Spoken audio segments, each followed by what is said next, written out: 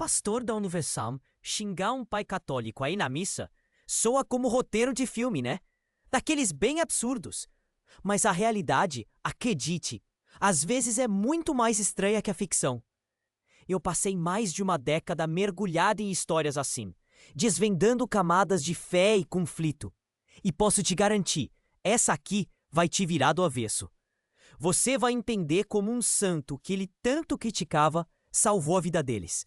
E a dele. No coração do interior de Minas Gerais, onde as montanhas parecem sussurrar segredos antigos com o vento frio da manhã, Samuel cresceu. Sua infância foi um campo de batalha silencioso, um eco constante de duas fés que se amavam, mas não se entendiam. Lembro do cheiro doce e defumado das velas na casa da mãe dele, um perfume que acalmava a alma. Dona Lúcia, com suas mãos macias, rezava o terço baixinho. Cada Ave Maria, um fio de esperança tecido no ar. A fé dela era um abraço caloroso, um refúgio de velas acesas e orações sussurradas. Um porto seguro, onde a imagem de um santo parecia irradiar uma luz suave, quase tátil. Mas para o pai de Samuel, seu José, a fé era outra coisa. Era uma espada afiada, um instrumento de combate contra o que ele considerava engano. Seus sermões eram altos. A voz grave cortava o ar com a precisão de um bisturi. Eu via o brilho de convicção em seus olhos, um fogo que queimava qualquer sombra de dúvida. Em casa, o contraste era brutal. De um lado, o sussurro das orações da mãe, o leve tilintar das contas do terço. Do outro, o silêncio pesado do pai, que via na devoção da esposa uma idolatria perigosa. Samuel, menino, sentia tensão no ar, um frio gélido que vinha de dentro, sem queimar por fora. Ele não falava, mas observava, absorvia tudo. Aquele incômodo silencioso, sabe? Ele sempre esteve ali, como uma pedrinha no sapato que você insiste em ignorar. Samuel cresceu e, naturalmente, seguiu os passos do pai. Tornou-se pastor e um dos mais fervorosos. Sua voz agora carregava a mesma firmeza, o mesmo tom de combate. Ele acreditava que estava defendendo a verdade, lutando contra as obras da carne, contra a idolatria. Mas às vezes, um pequeno detalhe quebra a rigidez da rotina. Eu me lembro de um dia. Samuel estava no púlpito, a voz potente ecoando pelo salão da igreja, falando sobre a importância de romper com as tradições vãs. De repente, ele sentiu um leve formigamento na ponta dos dedos, um calor estranho subindo pelos braços. Era como se uma corrente elétrica sutil percorresse seu corpo, diferente de qualquer emoção que ele já tivesse sentido. Ele parou, respirou e ouviu. Um zumbido baixo, quase imperceptível, começou a reverberar nos seus ouvidos, abafando o som da própria voz. Não era exaustão. Era algo mais profundo. Se isso cutucou algo em você, escreva agora. Quero a verdade. Aquele zumbido persistia. Começou a aparecer em momentos inesperados, no silêncio da madrugada, no meio de uma discussão acalorada com o pai, ou quando ele via a mãe acender uma vela para Santo Antônio. Era o som que parecia vir de lugar nenhum e de todos os lugares ao mesmo tempo. Uma pressão sutil no peito, como se o ar estivesse mais denso, dificultando a respiração. A garganta seca, um gosto metálico na boca. As bordas da sua visão pareciam se dissolver e o tempo se esticava, ficava elástico, como um chiclete sendo puxado. Ele via os rostos dos fiéis, mas não conseguia focar. Era como se estivesse sob uma camada de água, tudo amortecido, distante. Essa sensação de estar submerso, de perder o controle, era assustadora. Um frio intenso subia pela espinha, mesmo sob o calor forte do sol mineiro. O ar parecia pesado, quase denso, com um cheiro de terra molhada, misturado a algo que ele não conseguia identificar, algo antigo, quase sagrado. Ele sentia o peso de cada palavra que proferia, não como autoridade, mas como um fardo. Naqueles momentos, via flashes. O rosto de uma senhora idosa, com os olhos marejados, segurando um terço, buscando consolo. Um jovem casal buscando cura para uma doença incurável, com uma fé tão pura que doía. E ele, Samuel, com seu discurso de combate, sentiu um arrepio na pele. Aquele lugar que engolfa era a sua própria mente. Ele via microcenas da sua vida. O orgulho do pai, a idolatria que ele tanto combatia e o engano que, de repente, parecia estar em todos os lugares. Ele se via, anos antes, discutindo com o pai, a voz ríspida, o rosto vermelho. "Essa missa é coisa do diabo", ele gritava, a raiva fervendo no peito. Seu José, um homem de fé simples, respondia com um silêncio pesado, os olhos fixos na imagem de um santo, um sorriso triste no canto da boca. Samuel via a dor ali, a dor que ele mesmo causava, e percebia que o combate não era apenas contra o erro, mas contra o amor. O orgulho cega. Se entendeu o perigo do orgulho, comenta: o orgulho cega. Aquela imagem do pai sozinho, com a vela acesa, voltava sempre. O cheiro de cera queimada, o calor frágil da chama. Aquele era o universo do pai, um mundo de devoção sincera, mesmo que Samuel, em sua juventude e fervor, não conseguisse enxergar. Ele se lembrava de um dia, uma discussão particularmente amarga, em que o pai, sem levantar a voz, apenas disse: "Filho, o amor de Deus não cabe numa só parede." Aquela frase, na época, soou como heresia. Agora, naquele estado de passagem, ela ecoava com uma clareza dolorosa, como um sino distante, chamando. Ele sempre achou que era o fim de uma conversa, até ouvir aquele nome. Aquele nome. Eu ouvi. Não foi um sussurro, nem um grito, mas uma palavra que ressoou direto no peito, como uma badalada de sino antigo. Antônio. Meu corpo todo estremeceu. Um choque elétrico gelado, percorrendo cada fibra. Era o nome do santo que minha mãe tanto venerava. Aquele que meu pai e eu, em seu rastro, tanto criticávamos. A imagem de Santo Antônio, com o menino Jesus nos braços, surgiu na minha mente, mas não como uma estampa qualquer. Era vívida, quase tridimensional, e irradiava uma luz dourada, quente, que contrastava com o frio gélido que eu sentia. Uma revelação improvável, vinda do lugar mais inesperado que reescrevia tudo o que eu acreditava. Era como se as paredes da minha fé, tão sólidas, começassem a rachar, expondo uma verdade que eu nunca ousei encarar. Se isso cutucou algo em você, escreva agora: "Quero a verdade." Naquele instante, um cheiro forte de incenso, misturado com cera queimada e terra molhada, envolveu-me. Não era o incenso da minha igreja, mas algo mais antigo, mais denso. O zumbido nos ouvidos se intensificou, transformando-se num coro distante, quase inaudível, de vozes que pareciam rezar. Eu me sentia suspenso, flutuando entre o que era real e o que era apenas a minha mente. De repente, uma voz áspera, com um tom debochado, cortou o coro. "Antônio, sério? Depois de tudo que você pregou, Samuel? De toda a verdade que você defendeu?" A voz não vinha de fora, mas de dentro da minha própria cabeça. Um eco sombrio das minhas antigas convicções, agora distorcidas. Ela me lembrava de cada sermão, cada crítica, cada vez que eu desdenhei da fé simples da minha mãe e do meu pai. Era o acusador, e ele conhecia cada uma das minhas fraquezas, cada ponto cego. Ele insistia, com um riso seco que arranhava os tímpanos. "Você se acha um guerreiro da fé, Samuel, mas não passa de um hipócrita. Lembre-se do rosto do seu pai, da dor nos olhos dele quando você o humilhava." A imagem do meu pai, seu José, voltou, clara como cristal. Não a imagem de um idólatra, mas de um homem simples, de fé profunda que buscava a Deus à sua maneira. Eu me vi de novo, anos atrás, no auge do meu fervor juvenil, apontando o dedo para a imagem de Santo Antônio na sala, a voz cheia de um orgulho que agora me queimava por dentro. "Isso é abominação, pai. Acha que um pedecídio de barro vai te salvar?"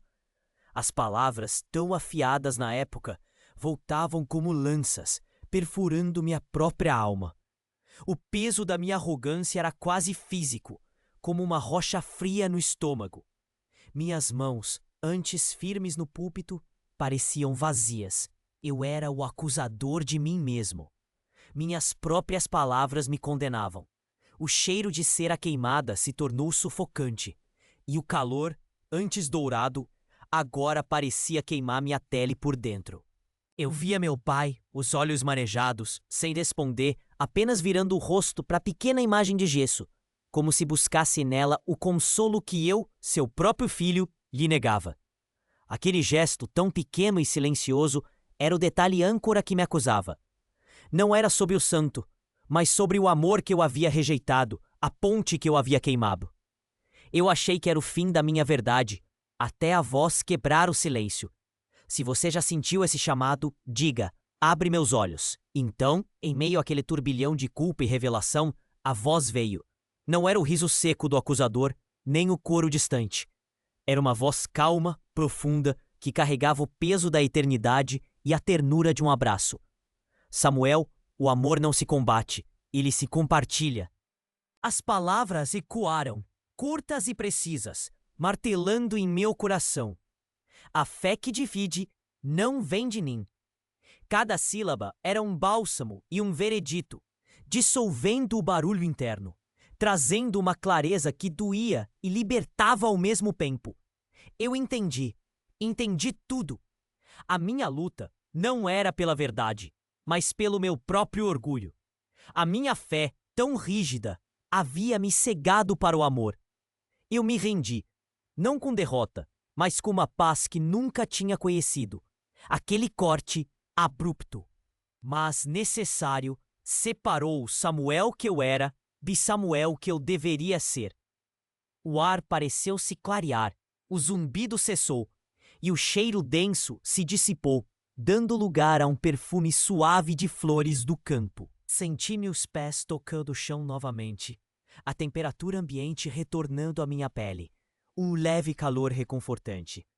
As luzes miúdas da realidade começaram a piscar, o brilho do sol pelas frestas da igreja, o som distante de um carro na rua, o murmúrio dos fiéis. Eu estava de volta, mas não era o mesmo. A consciência continuava pesando, mas agora era um peso diferente, um peso de responsabilidade e um desejo ardente de reparar. Eu sabia que a jornada apenas começava e que o caminho seria longo. Se você acredita que a consciência continua, escreva: eu acredito. A consciência continuava pesando, mas agora era um peso diferente, um peso de responsabilidade e um desejo ardente de reparar. Eu estava de volta ao púlpito, o sol ainda batendo forte pelas janelas, mas a luz parecia mais suave, menos agressiva. O murmúrio dos fiéis soava diferente, não mais como um coro distante, mas como vozes individuais, cada uma carregando sua própria dor, sua própria busca. O cheiro de madeira velha da igreja, antes tão familiar, agora tinha um toque de algo novo, um frescor que eu não sabia de onde vinha. Eu senti o suor escorrendo pelas minhas costas, mas não era mais o suor da exaustão ou do fervor. Era um calor que vinha de dentro, sem queimar por fora, um prenúncio de uma nova jornada. Minhas mãos, antes apertando a Bíblia com força, agora repousavam leve sobre ela. As palavras que eu deveria proferir, o sermão sobre o combate espiritual, pareciam vazias, sem eco. Uma pergunta se formou na minha mente, clara como água de nascente. Como eu poderia pregar sobre amor se eu mesmo havia negado o amor mais básico, o amor à minha própria família? O silêncio que se seguiu à minha volta parecia se estender, elástico, e cada segundo era um confronto direto. Eu podia sentir os olhares dos fiéis, o peso da expectativa sobre mim, mas tudo isso era secundário ao peso da minha própria verdade. Se você precisa romper com o engano, escreve: livra-me do engano. Naquela noite, a casa de Samuel parecia mais quieta. O jantar com a esposa, antes um ritual de silêncios compartilhados, agora era preenchido por uma tensão invisível. Ele não conseguia parar de pensar na voz, nas palavras que reordenaram tudo. O amor não se combate, ele se compartilha. Essa frase ecoava na minha cabeça, uma melodia simples, mas poderosa. Eu olhava para a esposa, para o rosto dela, e via uma ternura que eu havia negligenciado, uma parceria que eu havia dado como garantida. Senti um frio na barriga, um medo real de como tudo aquilo mudaria minha vida. O que eu diria a ela? Como explicaria o que havia acontecido? Nos dias seguintes, as mudanças começaram a surgir, sutis como o orvalho da manhã, mas inegáveis. Minha rotina, antes tão previsível, tão regrada por horários de culto e estudos bíblicos, começou a se desorganizar. Eu me pegava observando mais, ouvindo mais e falando menos. As palavras do meu pai, o amor de Deus não cabe numa só parede, voltavam. Não como heresia, mas como a mais pura verdade. Eu via as pessoas da minha comunidade de outra forma, não como almas a serem salvas do engano, mas como seres humanos complexos, com suas próprias dores e crenças. O peso da minha autoridade, antes um escudo, agora era um fardo. Aquele cheiro de incenso e cera queimada, que parecia ter ficado na minha memória, agora me acompanhava, um lembrete constante daquela experiência. Eu passava pela sala da minha mãe e via a imagem de Santo Antônio, não com o desprezo de antes, mas com uma curiosidade quase infantil. Quem era aquele santo, afinal? O que ele representava para minha mãe, para meu pai? Eu sentia uma estranha atração, um desejo de entender o que eu havia combatido por tanto tempo. Era um desconforto, sim, mas um desconforto que me puxava para algo maior. Eu achei que a verdade era uma muralha, até perceber que era uma ponte. Um domingo, enquanto eu preparava meu sermão, algo me travou. Eu não conseguia escrever. As palavras pareciam se dissolver, sem sentido. A imagem do meu pai, seu José, veio à mente, com o rosto marcado pela paciência e pela fé simples. Eu me lembrei de uma vez, quando éramos crianças, e ele me levou para ver uma procissão de Santo Antônio na cidade vizinha. Eu, com meus 10 anos, já imbuído dos ensinamentos do meu pai, o pastor, havia zombado dos fiéis. Meu pai, sem dizer uma palavra, apenas apertou minha mão. Aquele toque, suave, mas firme, agora parecia queimar minha pele. Eu sentia vergonha, uma vergonha que me corroía por dentro. Decidi que precisava agir. Não podia mais viver com aquele peso. A primeira coisa foi procurar minha mãe. Sentei-me ao lado dela, no banco da cozinha, enquanto ela descascava batatas para o almoço. O silêncio era pesado, mas diferente. Não era o silêncio de antes, carregado de tensão, mas um silêncio que convidava à confissão. Eu senti o cheiro da terra nas batatas, o calor do fogão a lenha e uma familiaridade que me acalmava. Eu queria falar, mas as palavras pareciam presas na garganta. Ela olhou para mim, seus olhos marejados, e apenas disse: "Você está diferente, meu filho, uma luz nova. Se você está comigo até aqui, diga, a verdade liberta." Aquele pequeno reconhecimento da minha mãe me deu a coragem que eu precisava, mas o maior desafio ainda estava por vir: meu pai. A ideia de confrontá-lo, de admitir que eu estava errado, me causava um nó no estômago. Eu temia a reação dele, o que ele pensaria de mim, o pastor que havia renegado suas próprias convicções. Mas a voz, aquela voz calma e profunda, sussurrava: "O amor não se combate, ele se compartilha." E eu sabia que não havia mais volta. Eu tinha que construir aquela ponte, mesmo que ela parecesse frágil. E a primeira pedra seria a humildade. Se esta parte te alcançou, dá um like agora para que eu continue. A humildade, aquela pedra bruta, pesava nas minhas mãos. Eu sabia que precisava ir. Precisava encarar o homem que eu havia ferido com a minha verdade. O sol já estava se pondo, tingindo o céu de tons alaranjados e roxos, quando decidi. O cheiro de café coado pairava no ar da minha casa, mas meu estômago estava embrulhado, um frio gélido percorrendo a espinha. Eu me imaginei batendo na porta da casa do meu pai, seu José. O que eu diria? Como desfazeria anos de combate, de palavras ásperas, de olhares cheios de julgamento? A voz, contudo, ainda ecoava: "O amor não se combate, ele se compartilha." E eu sabia que para compartilhar eu precisava primeiro me inspirar. Cheguei à casa dele. A luz amarelada da varanda acesa, o som distante de um rádio tocando modas de viola. O cheiro de mato molhado, misturado ao de fumo de corda, era tão familiar que doía. Respirei fundo, sentindo o ar denso preencher meus pulmões, e bati.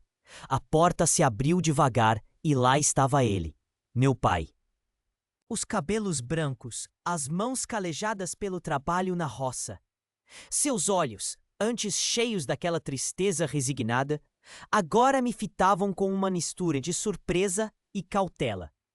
Não houve abraço, não houve palavras de imediato. Apenas o silêncio pesado, quase palpável entre nós.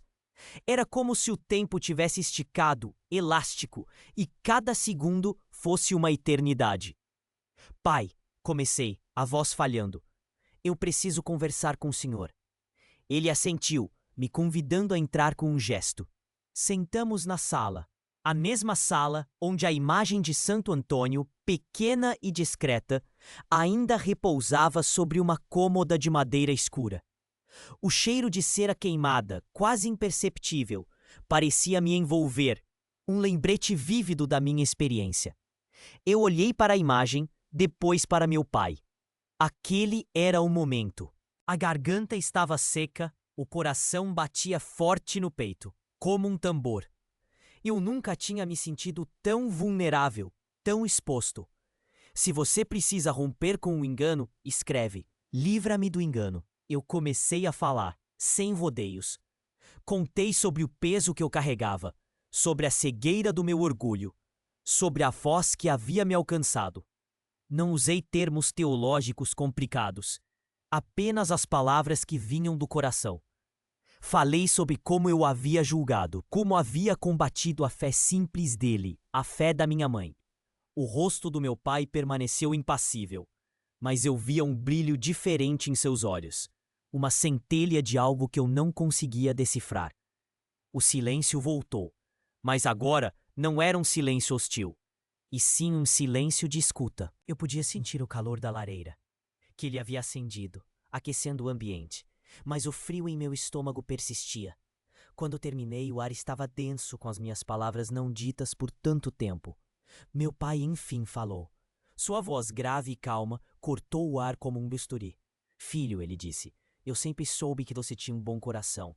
Só estava perdido no caminho. Ele não me absolveu, não me deu um abraço imediato. Mas em suas palavras havia uma ternura que eu não ouvia há anos, uma compreensão que me desarme. Ele olhou para a imagem de Santo Antônio, e pela primeira vez eu não senti o peso do julgamento dele, nem o meu próprio. Aquele toque de ternura me atingiu como uma micro-recompensa, um sinal de que a ponte talvez pudesse ser construída. Ele continuou, os olhos fixos na chama da lareira. A fé, Samuel, é como um rio. Tem muitos afluentes, mas todos correm para o mesmo mar. Aquela frase, tão simples, me atingiu com a força de uma revelação. Era a mesma essência da voz que eu havia ouvido. A fé que divide não vem de mim. Eu senti um nó na garganta, uma vontade de chorar que eu segurei por anos. Meu pai não estava me xingando, não estava me condenando. Ele estava me ensinando. E eu, o pastor que se achava dono da verdade, estava ali, aprendendo com o católico que eu tanto havia criticado. O que ele diria a seguir? Eu não fazia ideia. Amanhã, meu pai disse, quebrando o silêncio novamente, preciso ir à cidade vizinha. Levar uns mantimentos para a irmã da sua mãe, ela não tá bem. Quer me acompanhar? A pergunta me pegou de surpresa. A cidade vizinha era por uma estrada sinuosa conhecida por seus trechos perigosos. Era um convite simples, mas carregado de um significado que ia além da tarefa. Era um convite para refazer a ponte, para caminhar juntos, lado a lado, em um caminho que sempre havia sido de separação. O cheiro de terra molhada, que antes me trazia a sensação de afogamento, agora parecia o anúncio de uma nova jornada. Eu achei que a verdade era uma muralha, até perceber que era uma ponte. Se você está comigo até aqui, diga, a verdade liberta. A verdade, eu percebi, era uma ponte, não uma muralha. Sim, pai, eu respondi, a voz mais firme do que eu esperava. Eu acompanho o senhor. A decisão, simples como um gole d'água, lavou uma parte do meu medo. Naquela noite dormi um sono inquieto, mas diferente. O cheiro de incenso que me assombrava agora parecia um guia. Eu sentia um formigamento nas mãos, uma ansiedade boa, um prenúncio de algo novo. Era como se, pela primeira vez, eu estivesse realmente escolhendo o meu caminho, não apenas seguindo um rastro. Se essa decisão é sua, escreve: Jesus, eu te espolho. Na manhã seguinte, o sol mal havia despontado quando meu pai e eu já estávamos no velho Opala dele. O carro rangia um pouco, um som familiar que me trazia memórias da infância. O ar da madrugada ainda tinha um frio cortante, mas o calor do motor, que começava a aquecer o interior do veículo, trazia um conforto. O cheiro de gasolina misturado ao de café fresco que meu pai havia preparado preenchia o carro. A estrada sinuosa, de terra batida, serpenteava pelas montanhas de Minas, um caminho que eu conhecia de cor, mas que agora parecia novo. Cada curva, uma incógnita. Meu pai dirigia em silêncio, os olhos fixos da estrada. Eu olhava para fora, para as árvores carregadas de orvalho, para a neblina que se dissipava lentamente, revelando os contornos da paisagem. O silêncio entre nós não era mais de tensão, mas de uma compreensão tácita. Era um silêncio que falava, que dizia que algo havia mudado. De vez em quando, ele me olhava de soslaio, um sorriso discreto no canto da boca, e eu sentia um calor no peito. Uma micro-recompensa, um sinal de aceitação que valia mais que 1000 palavras. Eu nunca tinha me sentido tão conectado a ele. Passamos por povoados adormecidos, com o cheiro de pão fresco saindo das padarias e o som distante dos galos cantando. Eu me lembrava das vezes que eu e meu pai, em outros tempos, passávamos por ali, e ele me contava histórias da região, lendas de milagres e fé. Eu, menino, ouvia com um fascínio que depois, na minha rigidez, reprimi. Agora, eu me pegava querendo ouvir de novo, querendo que ele falasse. A estrada começou a ficar mais íngreme, o Opala forçando a marcha, o som do motor mais alto, quase um gemido. O cheiro de terra molhada se intensificava, misturado ao de freio superaquecido. De repente, uma curva fechada, mais íngreme que as outras, surgiu. Meu pai, sempre cuidadoso, reduziu a velocidade. Mas a estrada estava escorregadia, coberta por uma camada fina de lama da chuva da noite. O carro começou a derrapar. Eu senti o volante vibrar nas mãos do meu pai, a direção perdendo o controle. Um fio gelado subiu pela minha espinha e o tempo se esticou, elástico, como naquela experiência. O Opala deslizava perigosamente em direção ao barranco, um precipício de pedras e vegetação densa. O som dos pneus arranhando a terra, o cheiro de borracha queimada, tudo se misturou num turbilhão. Meu pai tentava controlar o carro, o rosto contraído, mas a força da derrapagem era imensa. Eu vi o abismo se aproximando rapidamente, a borda da estrada se desfazendo sob os pneus. Meu coração disparou, batendo forte no peito, um tambor de guerra. Minhas mãos suavam frio e a garganta secou completamente. Naquele instante, não havia mais pastor, nem católico, nem diferenças. Havia apenas um pai e um filho, unidos pelo medo, pela iminência do fim. Era o fim da linha? Eu achei que era o fim. Até um som familiar romper o caos. Se você valoriza relatos sem maquiagem, inscreva-se para caminhar comigo. No meio daquele desespero, enquanto o carro pendia perigosamente sobre o abismo, eu ouvi. Não foi uma voz, mas um som. O tilintar leve e inconfundível das contas de um terço. Era o som que eu ouvia na infância, quando minha mãe rezava baixinho. E junto a ele, o cheiro doce e defumado das velas. Aquele que acalmava a alma. Olhei para meu pai. Ele estava pálido, mas seus olhos estavam fixos não na estrada, nem no barranco, mas em algo que eu não conseguia ver. Algo invisível para mim, mas real para ele. Uma força, um eco de fé, parecia emanar dele, preenchendo o carro com uma estranha quietude. O Opala continuava a deslizar, as rodas dianteiras já no vazio, a gravidade puxando. Eu senti o peso do carro se deslocando, a inclinação abrupta e pneu traseiro lutando por qualquer aderência. O cheiro de terra molhada, agora, era quase insuportável, um prenúncio de ser engolido. Um grito me escapou, um grito primal de desespero e rendição.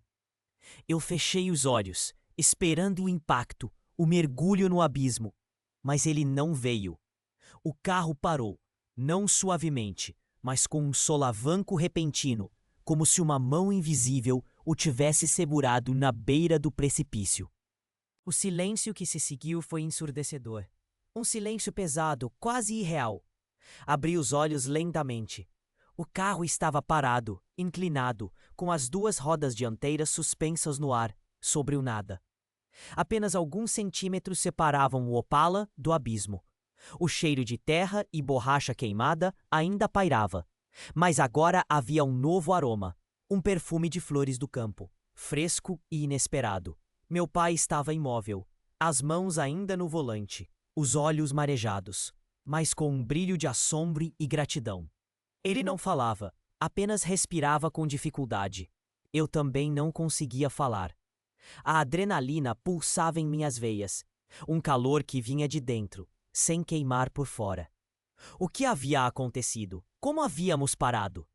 Eu olhei para o lado do meu pai, para o banco do passageiro onde eu estava. E ali no painel, caído de alguma fresta, estava um pequeno objeto.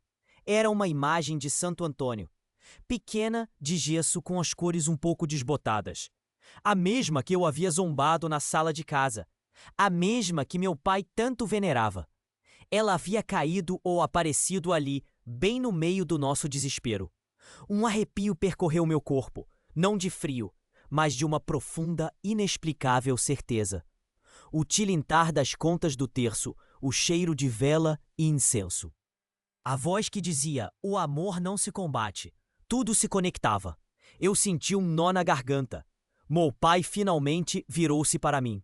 Seus olhos, antes cheios de cautela, agora irradiavam uma luz que eu nunca tinha visto. Ele não disse Santo Antônio, mas não precisou. Apenas apontou para a imagem no painel e depois para o céu, com um olhar que dizia tudo. Naquele instante, a ponte que eu havia começado a construir com ele se solidificou. Não era mais uma questão de fé católica ou evangélica, de rito ou doutrina. Era uma questão de amor, de milagre, de uma presença que transcende qualquer parede. Era a revelação final, e ela não era sobre o santo, mas sobre o amor que nos salvou. Se alguém veio à sua mente, envia isso agora para essa pessoa. O silêncio era pesado, mas não de medo. Era de reverência. Meu pai e eu nos olhamos, os olhos marejados, sem precisar de palavras. Aquele pequeno Santo Antônio, ali no painel, testemunhava o milagre. O cheiro de flores do campo se misturava ao de gasolina. Uma estranha dualidade de vida e perigo.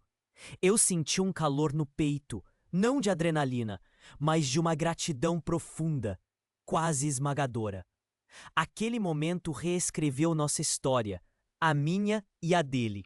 Uma ponte finalmente estava erguida entre nós. A partir daquele dia, minha vida mudou. Não foi um raio, mas uma transformação lenta, como a montanha que se molda com o tempo, rocha por rocha. Primeiro, na minha rotina. Meus sermões não eram mais de combate. Comecei a falar sobre unidade, sobre o amor que transcende as doutrinas. A voz grave ainda estava lá, mas o tom era de convite, não de condenação. O peso da Bíblia em minhas mãos era agora o peso da responsabilidade de unir, não de dividir. Minha família foi a primeira a sentir. As conversas com meu pai se tornaram longas, cheias de risadas e memórias. Não falávamos mais de dogmas, mas de fé, de vida. Minha mãe, com os olhos brilhando, via a paz que voltava ao nosso lar. O cheiro de café na cozinha e o tilintar do terço dela, antes motivos de tensão, agora eram sinfonia. Eu a ouvia com atenção genuína sobre os milagres que ela atribuía a Santo Antônio. Eu até arrisquei acender uma vela, sentindo o calor frágil da chama, sem julgamento, apenas curiosidade. Meu consumo de tempo e atenção também mudou. Eu lia menos sobre heresias e mais sobre a história da fé, sobre as diferentes formas de buscar a Deus. O mundo se abriu, e eu percebi que a verdade não era um livro fechado, mas um rio que corria em muitas direções, e cada gota tinha seu valor. Minha mente, antes um campo de batalha, tornou-se um jardim de curiosidade, com espaço para o novo. Minha comunidade na igreja começou a notar. Alguns estranharam, outros se aproximaram, com perguntas nos olhos. Eu passei a visitar os doentes, os mais velhos, não para pregar, mas para ouvir, para oferecer um ombro. O toque humano, a empatia firme, se tornaram meu novo púlpito. O cheiro de hospital, de casa velha, se misturava ao perfume da esperança que eu tentava levar. E minha devoção pessoal? Essa foi a maior mudança. Eu aprendi a orar não apenas com palavras, mas com o coração aberto, sem muros. Entendi que Santo Antônio não era um ídolo, mas um arquétipo de compaixão, um intercessor para muitos corações. Não era sobre a imagem, mas sobre o que ela representava. O amor de Deus que se manifesta de formas diversas, em cada canto do mundo. Se decide mudar hoje, comenta Novo Começo. Essa história de um pastor e um pai católico, salvos por um santo que o pastor tanto criticava, parece inacreditável, não é? Um roteiro de filme, talvez, mas ela nos faz olhar para dentro, para as nossas próprias crenças e certezas. Quantas paredes nós erguemos em nome da fé, ou da razão, ou do orgulho? Quantos julgamentos fazemos, baseados em preconceitos e medos que nem sequer questionamos? O amor de Deus, como meu pai disse, não cabe numa só parede. Ele transborda, ele une, ele salva, de formas que a gente nem imagina. Ele te alcança onde menos se espera, no meio de um acidente ou no silêncio de uma sala. Se essa verdade te alcançou, se você sente o chamado para derrubar seus próprios muros, repita comigo agora, em seu coração: Jesus, eu me rendo ao teu amor. Quebra minhas paredes, une meu coração ao teu. Amanhã de manhã, quando o sol nascer, comece sua própria transformação. Primeiro, leia um trecho da Bíblia ou ensinamento espiritual que te desafia a amar mais. Segundo, tenha uma atitude de humildade. Peça perdão a alguém que você julgou ou feriu. Terceiro, renuncie a um preconceito, por menor que seja, sobre a fé de alguém ou sobre qualquer pessoa diferente de você. E quarto, procure uma pessoa que você afastou por diferenças e ofereça um abraço, uma escuta genuína, um sorriso. Porque a jornada de fé é sobre construir pontes, não muros. E para continuar descobrindo histórias de milagres que nos mostram que o amor de Deus é maior que qualquer barreira, histórias de pontes erguidas e corações transformados. Não se esqueça de se inscrever no canal Santo Antônio Milagres. Aqui, a fé se encontra com a vida real. E os milagres são um convite para o amor.